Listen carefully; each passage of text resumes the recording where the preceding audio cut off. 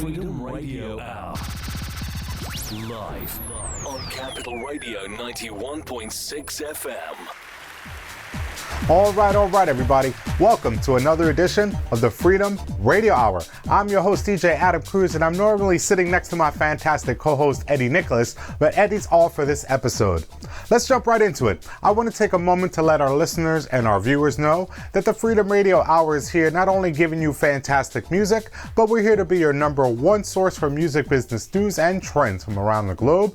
We're tuned in on Capital Radio 91.6 FM, the Heartbeat of Sudan, and on the web at freedomradiohour.com. I really appreciate if you guys take a moment and click like, share, comment, and rate all of our content. We're available on all of our podcast directories where you can find us. We have a free app. And we have our website where you can get all of our videos as well as our YouTube channel. So check us out. All right, we got to jump into what's going on with copyright. There's just so much happening. I want to talk about the latest proposal that is floating through Congress right now. You see, if we go back a few years' time, we really have to talk about some of the precursor to what I'm about to explain. What do I mean? Well, you know, online right now, we have the ability to track songs that you hear, and you will get a takedown notice from YouTube or Facebook or other social media services if they feel that you're infringing on the copyright of a song. So if a song appears in a certain video or something you're sharing, you may well be blocked or placed in Facebook jail, as they call it, if you infringe on copyright. Actually, I myself just got out of Facebook jail because of an image I saw of a teen that was missing in my area. And so I usually come across quite a bit of those in my feed, but this one for some reason struck me and I felt the urge to share it. It reminded me of my daughter. It was right around the way. So I shared the image and automatically my account was blocked. I had to establish my passwords and all of that good stuff. So what am I telling you? I'm telling you this to let you know that we are in a time period right now where not only is everything being monitored and tracked and marketed back to us, but we also have to be careful about some of the copyright rules that are in play right now and how muddy the waters are in terms of copyright protection right now. So what do I mean? What I mean is this.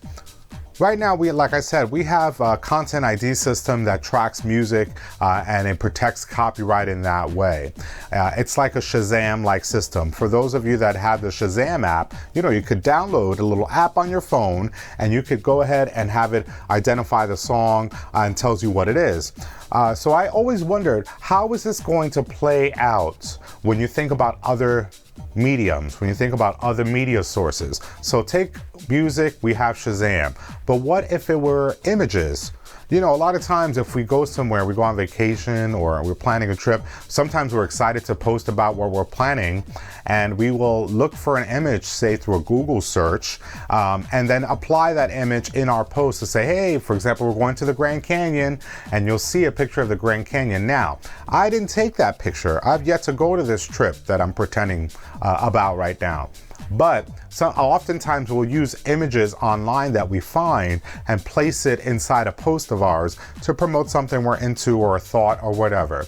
Well, right now we're in a situation where that very exercise can cause copyright infringement to occur, and you, the person doing it, may be subject to paying fines or some other measure to protect the person that owns the work.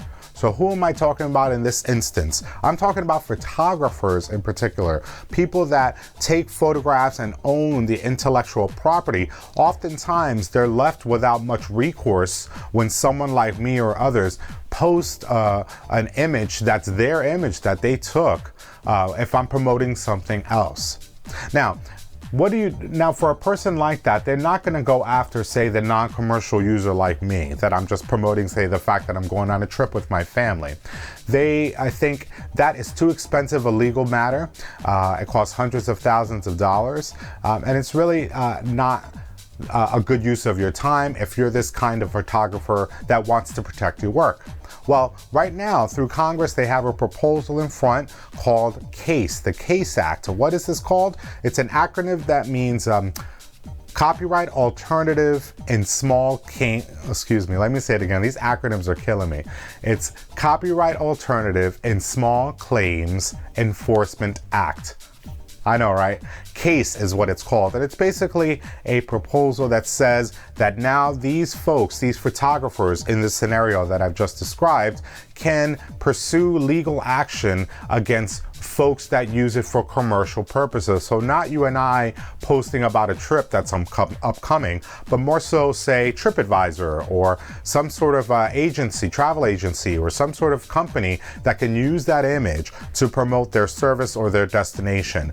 And oftentimes you'll see uses of these photos in illegal ways, and these photographers, like I've just said, don't have much recourse to get money out of the use of that commercial company.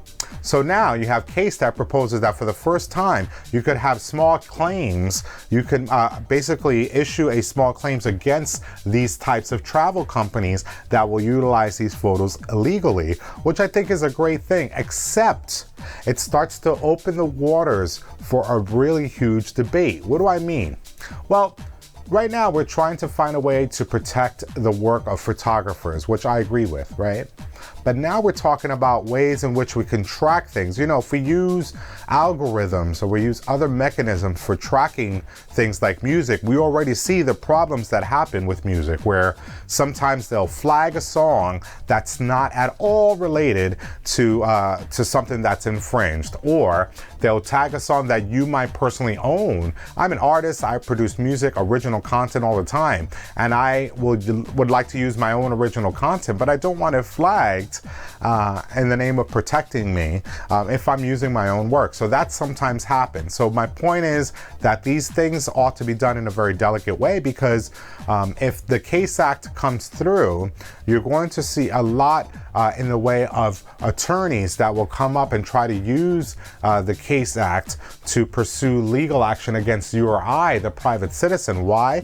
Because if they come after us, we have 60 days to respond to it. We could settle out for, say, $2,000 or more. But if you imagine, if you're an attorney and you want to get into this kind of business, if you could multiply this $2,000 judgment that I've described to you multiple times, now that's a little bit of a tidy business. So we have to be careful what legislation means, the impact of the things that we try to instill in the name of protection. Sometimes it causes other issues. Anyway, let's take a break. When we come back, let's break down more of this business news right here on the Freedom Radio Hour, your number one source for music business news and trends from around the globe.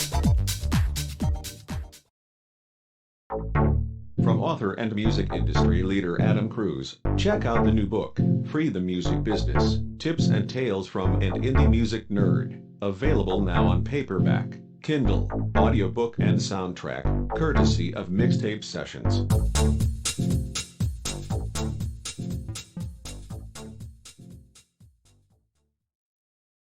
Freedom Radio Hour. Live on Capital Radio 91.6 FM.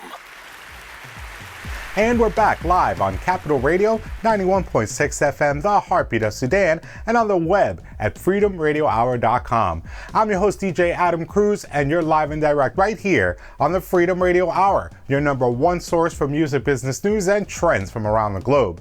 Normally, I'm sitting next to my fantastic co-host, Mr. Eddie Nicholas, but Eddie is off for this episode.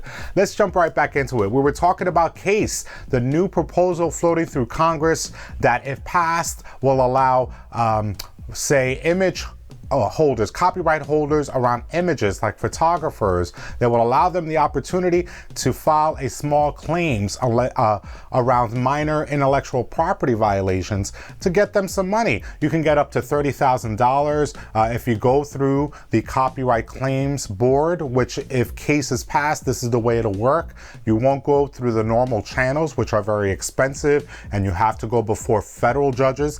Not in this case. In this case, CASE will basically basically allow you, if you're the person that owns the copyright to an image, to pursue legal action. You can get, like I said, almost $30,000 in damages. You could also have it reviewed by an expert of judges. A 3-panel set of judges will look after your case. And why is that good? Because these particular judges have expertise in copyright law, whereas federal judges, by and large, might not have the expertise that you need to go over these kinds of cases. So you have groups that are pro and against this proposal. Some like the ACLU, the American Civil Liberties Union. I have to say that again, the American Civil Liberties Union. These acronyms are killing me, y'all. They're basically arguing that case goes too far. You have to be careful. While it's very important that work like this is protected, I think there are some things that we talked about in the last segment that makes the Case Act a bit problematic if you're not careful. But we have to be, in the name of being careful, we have to talk about security. What do I mean? If you're a person out there that is putting music out there and you're releasing projects, you oftentimes will know terms like MP3, WAV file, AIFF. Those are audio files in which you are, if you're producing music, you will send out for those to buy, stream, download. If you are a PC user, you will be very aware. You will be very aware of WAV files, WAV audio files. So I want you to know that there's some recent findings right now that you should be aware of. You know, forever and a day, there's always been malicious software out there, viruses online that could infect your computer systems and servers out there, causing a real problem. It could, sometimes data could infect your system to get information about you, your finances, your social security number, etc. But in other ways, they're using data to try to activate other malicious code. So why am I saying all this? There's a new finding that says that WAV files are being used to help transport malicious code so that malicious software could be activated and cause problems. In particular, they found 2 companies, Symantec, which is like a security researcher. You know, they have an antivirus as well. Symantec company, as well as another company, BlackBerry Cylance. They have basically come out to say, hey, in our research and all of our coding, we have uncovered that there have been hackers that will use WAV audio files not to infuse it with malicious software, no, but they'll use the WAV audio files to house information that could later trigger malicious code to a software elsewhere.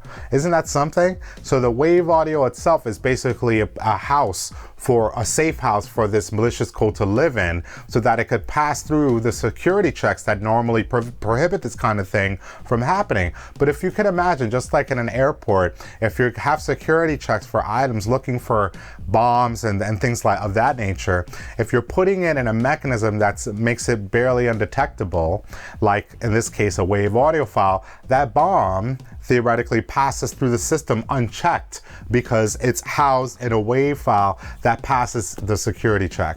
So I want you all to be aware that the hackers and software problems, malicious software is happening by leaps and bounds all over the internet, and now it's directly affecting audio files that you and I are enjoying. Now, on the other side, some Mac users out there will argue that, well, if you move over to AIFF, which is the standard audio file for Mac users, they say that is much less prone to virus attacks. But I argue that in my research, I see that Mac users too have their issues with viruses and such. Some blame a certain Intel processor that's been included in Macs that have started this problem. Others claim that viruses are not preferential towards one system or another. So all I'm saying to you out there, artists, if you're out there, be aware that if you're not getting your audio files from a reputable source, you should definitely be careful where you click, because you might be helping to activate malicious code that will mess up servers and software programs that you yourself take part in. Let's take another break. When we come back, let's talk about some marketing ideas. I'm talking about marketing ideas for you artists. In previous episodes, episodes, we were discussing things like how to brand yourself. Then once you have branded yourself, how do you plan for that brand? Now let's take it a little further. Let's talk about some marketing ideas that might help you to get a leg up or a foothold in the music game right here on the Freedom Radio Hour. Capital Radio 91.6 FM, the Heartbeat of Sudan, and on the web at freedomradiohour.com. From author and music industry leader Adam Cruz, check out the new book, Free the Music Business, Tips and Tales from an Indie Music Nerd. Available now on paperback, Kindle, audiobook and soundtrack, courtesy of Mixtape Sessions.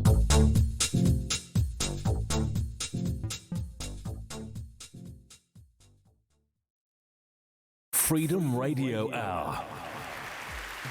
Hey everybody, welcome back. You're deep in the zone right here on the Freedom Radio Hour, your number one source for music business news and trends from around the globe. I'm your host, DJ Adam Cruz, and normally we have our co-host, Mr. Eddie Nicholas, in the house, but he is off for this episode.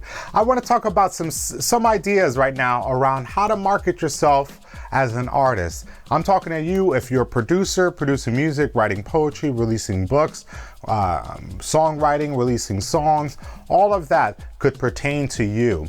In previous episodes, we talked about how to brand yourself as an artist, how to plan for that brand, and now we want to talk about how to market your brand. So here's some ideas that I did not come up with. I happen to follow a person I think is really great. His name is Gary Vaynerchuk. I think I'm saying his name right. Oh, Vaynerchuk, I think it might be the right way to say it, but pardon me if I'm saying it wrong. Anyway, he has a great website out there. Search him out or check out our website. We've posted some of his suggestions on our own website at freedomradiohour.com. So according to one of his articles, he has some great tips for marketing yourself as an artist. Some of what we'll talk about may seem like a repeat to you guys, but it's important to hear it anyway. The first thing that's very important is to remember that it's all about your brand and not the end user. Oftentimes, we in music like to talk about things like charges and fees and download dollars and all of that, and it is important that you try to get your public to buy downloads and stream your music because that brings an income for you. That is correct. But if you focus too much of your energy on the end consumer, how much they're buying, you're going to lose the point of it all, which is your brand. You might have a better value or better effect if you pair your music with a live event. What if people pay to hear you perform? Or perhaps it could be a meetup. It doesn't have to be a performance opportunity. It could be, come meet me at this place here. You will pay your $10 cover charge, and you, the artist, have negotiated with the place to take a portion of that income for yourself. Now you're making income not just from the music, but from the entrance fee of a venue, for example. If that doesn't work, try to create a vision board for yourself in terms of what will you need to do to take yourself to the next level so that you're able to market yourself better towards your public. So that number one, remember that you're more of a brand and it's less about that end consumer. The second thing I want to talk about, the title of it is Caviar with a 40 ounce, which I just love so much. You know, there's a lot of our talks that we say we want to keep it real, or we always are interested in preserving the underground and not go too mainstream, so to speak. But I think it's important that as you develop your brand, that it's okay to start to upgrade your appearance, upgrade your music, upgrade your persona, upgrade your live events, and etc. The key is to keep that roots intact as you progress, as you elevate, as you upgrade. So Caviar with a 40 ounce is about a meeting that Gary had with the artist Juicy J, and how he was encouraging him to, you could get down with Caviar now, but don't forget that 40 ounce, the roots that you come from, in other words. So I think that was a great point. The other thing I want to talk about that he brings up is the power of collaborating, not just with other artists within your genre, but particularly collaborate and with someone that's outside of your genre. In my case, I produce a lot of dance music, but I made it my business to to remix and produce hip hop records or jazz records or Latin records because I want to know how to make those records. And I want to collaborate with people that are really into those genres like I am in dance music. So that's really important, collaborating outside of your genre. All right, the other thing I want to talk about is how your audience. It's not only important to build that audience, but it's important to interact with that audience. Oftentimes, when we're interacting with our audience, we think that our audience may only be online. If they're only online, sometimes we make the mistake of thinking that they're only on, say, one social media platform, like Facebook, for example. Facebook in particular is really attractive because it mixes things we love all in one place, our family and friends in particular. But it's really important that you remember that if you are a business, the business of music, that is, if you're into that for real, that you need to essentially interact with your audience and exactly where they are.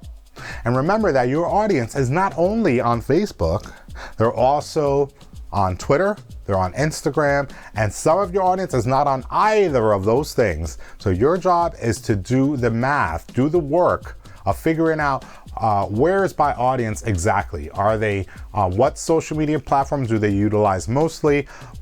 How do I attract the audience members that don't use social media at all? An example of that might be to print up postcards, be in front of establishments where like-minded individuals or people that love what you're doing are congregating, so you could disseminate information that way, network with the community. So all that stuff is super, super important. I want to scroll down here and want to talk about two more important things.